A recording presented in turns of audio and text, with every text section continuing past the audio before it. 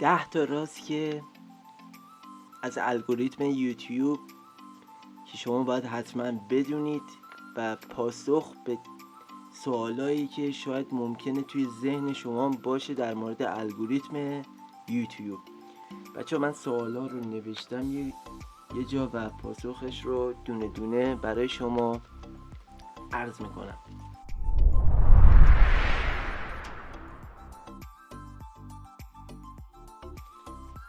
سلام برابکس، چنل علی امچ خوش اومدید. توی این ویدیو میخوام که 10 تا از رازهایی که مربوط به الگوریتم یوتیوب میشه و سوالای جنجالی و مهمی که شاید تو ذهن خیلی از یوتیوبرها باشه رو براتون روشن و شفاف سازی کنم. حتما تا آخر این ویدیو با من همراه باشید. سوال ششم: آیا اگه تیتر و تامنیل ویدیوم رو عوض کنیم، مثلا یه ویدیو آپلود کردیم بیایم بعد چند وقت که دیدیم مثلا بازدیدش کمه تیتر و تامنیلمون رو عوض کنیم، آیا عملکرد بهتری داره اون ویدیو یا نه؟ باید بگم که تأثیر مستقیمی نداره. اگه شما تیتر و تامنیل رو عوض کنید و مخاطب هیچ واکنشی نشون نده، نه تأثیر مستقیم نه. اما اگه شما تیتر و تامنیل رو عوض کردین و مخاطب خوشش اومد و واکنش نشون داد، بله الگوریتم یوتیوب اینجا دست به کار میشه و ویدیویی که شما ساختین رو به افراد بیشتری ساجست میکنه یا پیشنهاد میده. پس تیتر و تامنیل رو به شرطی عوض کنین که مخاطب خوشش بیاد و واکنش نشون بده. اون موقع الگوریتم یوتیوب دست به کار میشه و عملکرد ویدیوت بهتر میشه. سوال هفتم.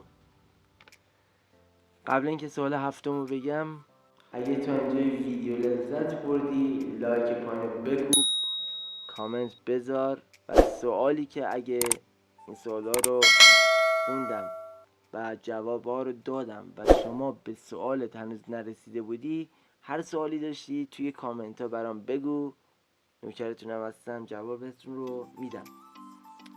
منم مثل شما چندین تا ویدیو میبینم و تجربه افراد یوتیوبرهای موفق رو نکته برداری میکنم و چیزایی که به نظر خودم مفید باشه رو به شما عرضه میکنم.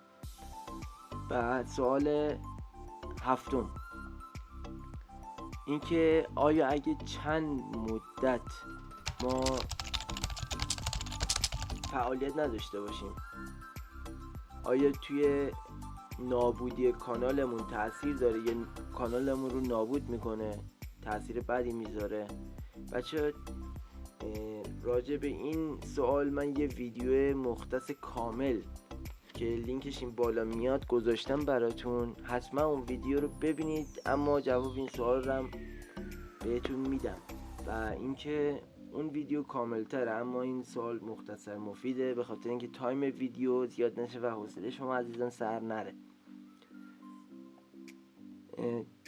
طبق تحقیقی که خود الگوریتم یوتیوب اومده کرده، شما اگه روند کانالتون یه مدت میبینی مثلا رو به کاهشه، یه مدت فعالیت نمی کنی و موقعی که برمیگردی فعالیت طوفانی رو شروع میکنی، یعنی به مدت هر روز یا یه روز در میون ویدیو میذاری، اون موقع الگوریتم یوتیوب طبق تحقیقاتش گفته که یه جور شوک به کانال شما وارد میشه و باعث میشه که روند پیشرفت کانال شما بهتر بشه.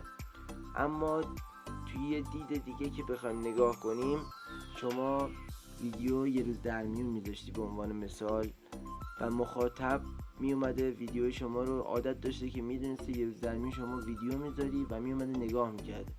اما اگه بری 2 ماه فعالیت نکنی، بله شاید شوک بهش وارد بشه، اما از این ور مخاطبی که کانال شما رو نگاه میکرده رو از دست میدی. امکان داره شاید بعضیا بمونن و شاید بعضیا ترکتون کنن و جایگزین به جای شما پیدا کنن و برن کسی که همون محتوای شما رو داره تولید میکنن رو به جای شما ببینن و دیگه به سراغ کانال شما نیان. سوال 8: آیا لازمه هر روز ویدیو بذاریم یا توی هفته 2 ویدیو بذاریم یا توی ماه 1 ویدیو بذاریم؟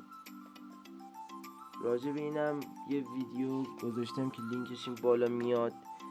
بچه‌ها، الگوریتم یوتیوب تعداد ویدیو براش مهم نیست. تعداد ویدیو براش مهم نیست و موقعی که شما ویدیو همون گزینه قبلی یه تیکش به گزینه قبلی ربط داره، شما موقعی که هر روز ویدیو بذاری مخاطب عادت میکنه و میاد هر روز کانال شما رو بازدید میکنه و ویدیو شما رو نگاه میکنه. هفته 2 ویدیو بذاری عادت داره که میدونه شما هفته 2 ویدیو میذاری. پس شما اینجا مخاطب از دست میدی اگه ویدیو کمتری بذاری، یا مثلا بیای یه جا ویدیو یه هفته کلا ویدیو بذاری و بری هفته بعد اصلا هیچ ویدیو نذاری، یا مخاطب به خاطر اینکه شما برنامه مشخص نداری از دست میره و الگوریتم یوتیوب تعداد ویدیو براش مهم نیستش، برنامه مشخص شما براش مهمه و واکنش مخاطب براش مهمه که چقدر مخاطب شما از شما و ویدیو شما راضی بوده. سوال 9 این که آیا زمان انتشار ویدیو تأثیر داره توی روند رشد کانال ما؟ این سوالایی که دارم میگم رو همشون رو براتون ویدیوی مختص گذاشتم و لینکش این بالا براتون میاد. بچه زمان ویدیو خیلی تأثیر داره توی روند بازدید و جذب سابسکرایبر شما که کاملش رو توی یه ویدیو که این بالا براتون میاد رو گفتم و شما سعی کنید که توی تایم و توی روزایی که تعیین کردین طبق زمانبندی مشخص ویدیو بذارین و تأثیر خیلی خوبی روی رشد کانال شما خواهد داشت. و سوال آخر: آیا تگ زدن تأثیر داره؟ تگ زدن یا تگ نزدن تأثیر داره توی کانال ما؟ بچه برای الگوریتم یوتیوب تگ زدن تأثیر نداره، اما برای یوتیوبرای تازه کار خیلی تأثیر داره و باعث میشه شاید همون تگ زدن کسی که میاد سرچ میکنه شاید اون عبارت کلیدی جمله کلیدی که تو تگ زدی توی جملهش باشه یا توی سرچش باشه و ویدیو شما بهش پیشنهاد داده بشه. پس الگوریتم یوتیوب براش مهم نیست بذاری یا نذاری، اما برای توی که یوتیوبر تازه کاری خیلی تأثیر داره توی روند رشدت.